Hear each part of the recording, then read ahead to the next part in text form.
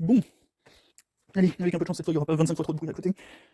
De toute façon je l'entends pas, j'ai sorti le gros casque. Bref, pour au moins pouvoir moi me concentrer sur ce que je dis.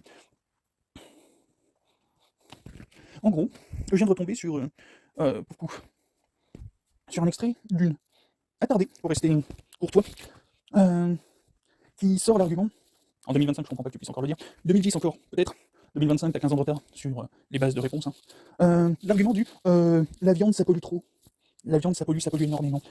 Oui, tu peux acheter ta viande au boucher qui va chercher son truc localement dans l'élevage local, mais ta viande du boucher, elle pollue beaucoup plus que la banane qui vient de l'autre bout du monde. Il faut un niveau de négation du rôle écologique de la vache pour prétendre ça. En gros, une vache, naturellement, ce que ça fait, c'est que ça broute de l'herbe et ça chie 20 kilos de bousin tous les jours. Le bousin, c'est un des meilleurs engrais qu'on puisse trouver. Il manque un peu de charbon là-dedans, mais globalement, c'est un des meilleurs engrais que tu puisses imaginer. C'est soit de l'azote, ça dépend de ce que bouffe la bestiole, mais globalement, ça manque potentiellement un peu d'azote et un peu de carbone. Voilà. Mais globalement, tu laisses ta vache se promener dans un champ, t'as pas besoin de tondeuse pour le champ, t'as pas besoin d'engrais pour le champ.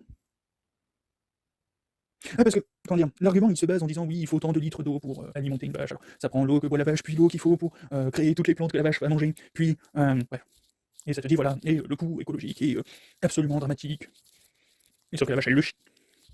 L'herbe qu'elle bouffe, ça sort, ça reste pas bloqué à l'intérieur.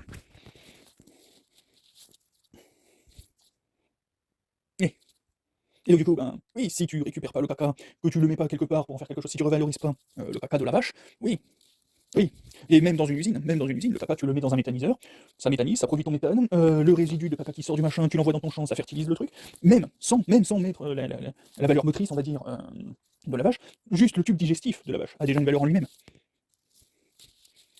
Juste son tube digestif, donc même dans une usine, fait correctement, ça pollue pas tant que ça.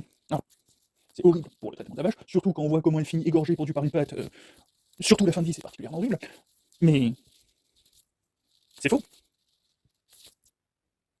c'est faux, c'est fondamentalement faux. Alors, maintenant je vais mettre un spoiler quand même. Oui, ça coûte.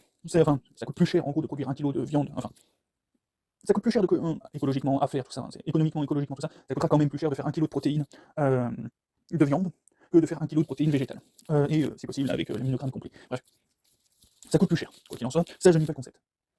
C'est fondamentalement vrai. Il y a quand même une étape de transition. Mais le taux de pollution qui est accordé à la vache, voilà. Maintenant, si tu retires la vache de son usine et que tu l'envoies dans un champ, ben la vache c'est ta tondeuse. Et du coup, bah, ça fait que tu n'as pas besoin de produire une tondeuse, donc tu n'as pas besoin de toute l'industrie qui fait ta tondeuse. Voilà, tu n'as pas besoin de tout ça pour tondre tes champs, tu n'as pas besoin de toute l'industrie qui permet de fertiliser, de produire des engrais pour fertiliser tes champs. Donc du coup, la vache à elle seule, déjà rien qu'avec ces 2 points, juste l'envoyer dans un pâturage, brouter de l'herbe et chier toute la journée, ça supprime 2 industries entières. Alors d'un point de vue capitaliste, oh mon dieu, c'est horrible, c'est la faillite de l'univers tout entier, on court à notre perte. D'un point de vue écologique, on est déjà sur une positivité, enfin une négativité carbone, une positivité d'absorption carbone, de non-émission carbone, bref. On est sur un point beaucoup plus positif en termes d'impact, de laisser la vache brouter dans son coin que de lancer 2 industries à côté. Derrière ça, il n'y a pas que ça, hein. Derrière ça, la vache, c'est un très bon tracteur, au sens capacité à tirer quelque chose, à tracter quelque chose.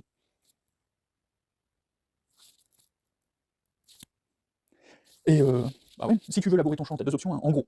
Si tu veux labourer ton champ, tu as 2 options. L'option où tu prends ton gros tracteur qui va écraser le sol, qui va massacrer le truc, tout ça, et tu vas faire tes sillages, voilà. Ou utiliser la vache qui va juste marcher, hein, normalement, hein, comme n'importe quel animal, ne pas complètement compacter le sol, mais plutôt le pré-labourer, on va dire ça comme ça, en marchant dans le sol, et à chaque fois, en tirant, elle va déplacer le sol plutôt que de l'aplatir en roulant dessus.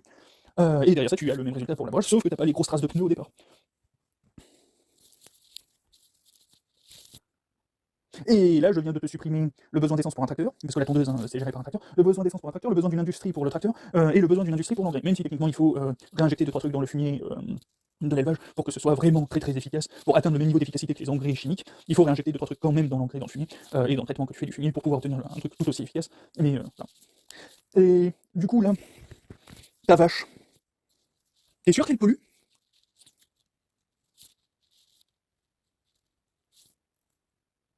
Non, vraie question. Parce que quand tu viens dire que la banane qui vient de l'autre bout du monde, elle pollue beaucoup moins que ton steak de vache, t'es sûr? Parce que moi, je veux bien que tu m'expliques dans là, ce que je viens de t'expliquer, une vraie paysannerie, hein. C'est ça la paysannerie, hein, c'est quand tu utilises ton élevage pour faire ton agriculture.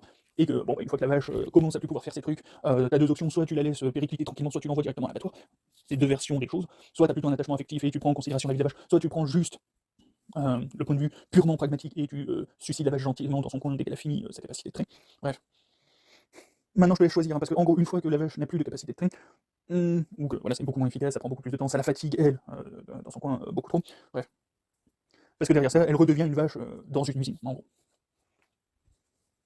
Bref.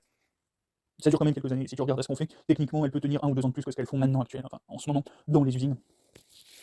Bref, ça c'est une gestion sur la fin de vie de la bestiole. Mais là, je viens de te supprimer le besoin de tracteur à l'intérieur de ta surface paysanne.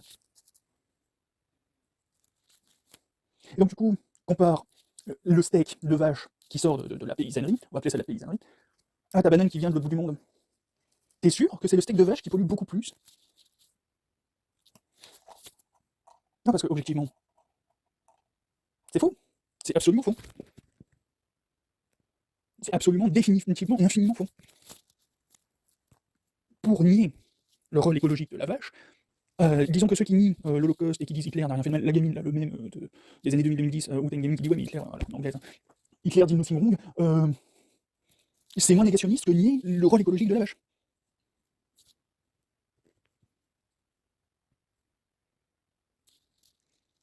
Non, parce que ta gueule, en gros ta gueule. Je peux pas le dire autrement.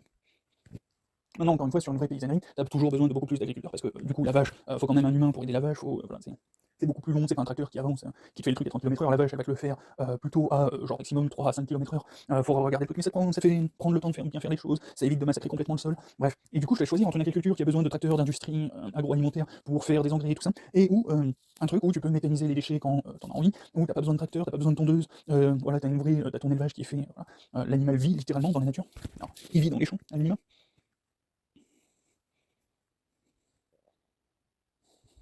Et je vais te mettre un spoiler, hein, c'est la même chose pour les insecticides.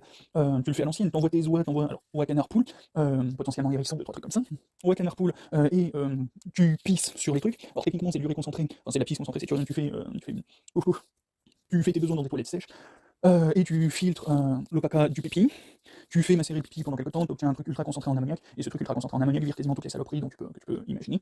Donc t'as quand même 2-3 champignons qui font 2-3 conneries qui arrivent à passer à travers ça, mais tu mélanges l'urine concentrée en ammoniac, bref, l'urine macérée, on va dire ça comme ça, et toute la volaille, t'as pas un seul insecte qui passe. Tu fais en sorte que la volaille ait accès aux graines dures, et en chiant, en se promenant, tout ça. Alors là on parle plus dans les forêts, merde, je me rappelle toujours pas comment ça s'appelle, les forêts quasi autonomes, en gros c'est le concept de permaculture le plus avancé pour la forêt. Tu fais en sorte que les poules aient principalement, alors, poules, volailles, aient principalement accès aux graines dures qui vont se faire dissoudre par leur système digestif, et en chiant, elles vont te répartir le truc. Si tu fais ça à peu près correctement, t'as besoin de rien. Genre, les seuls trucs que tu vas avoir besoin, c'est les plantes saisonnières. Et là, ça se joue à, en même temps que te faire manger, enfin, en même temps que de préparer tes légumes, tu récupères les graines de tes légumes pour la saison suivante. Ça se joue à ça. Et globalement, avec ça, ben, t'as besoin de rien. Enfin, t'as pas besoin, strictement parler, de rien, mais la quasi-totalité des coûts écologiques qu'on impose avec l'industrie agricole actuelle, ça disparaît. Mais genre, ça disparaît complètement. Et encore une fois, le coût écologique de la vache, je viens que tu m'expliques où tu le vois.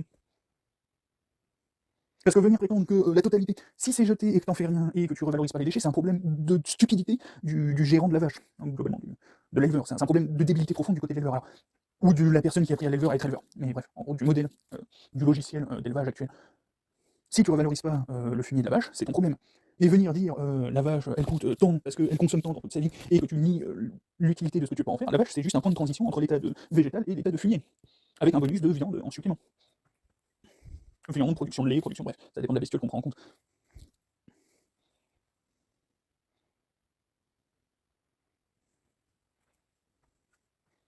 Mais venir prétendre que la vache a un coût, la viande a un coût drastiquement supérieur, la protéine animale a un coût supérieur à la protéine végétale, c'est faux. C'est fondamental. Alors, c'est vrai, mais venir l'exagérer à plusieurs dizaines, plusieurs centaines de fois, c'est du mytho. C'est du mytho autant que les industries pétrolières qui disent oui, non, le pétrole, ça n'a aucun impact dans l'environnement. C'est autant du mytho d'un côté que de l'autre. Et le seul truc qui fait que c'est vrai, c'est que les éleveurs sont complètement cons. Le logiciel d'élevage est complètement con. C'est le seul truc qui fait que c'est potentiellement vrai, et encore. Normalement, ils en font quand même quelque chose. Bref, allez, tchuss.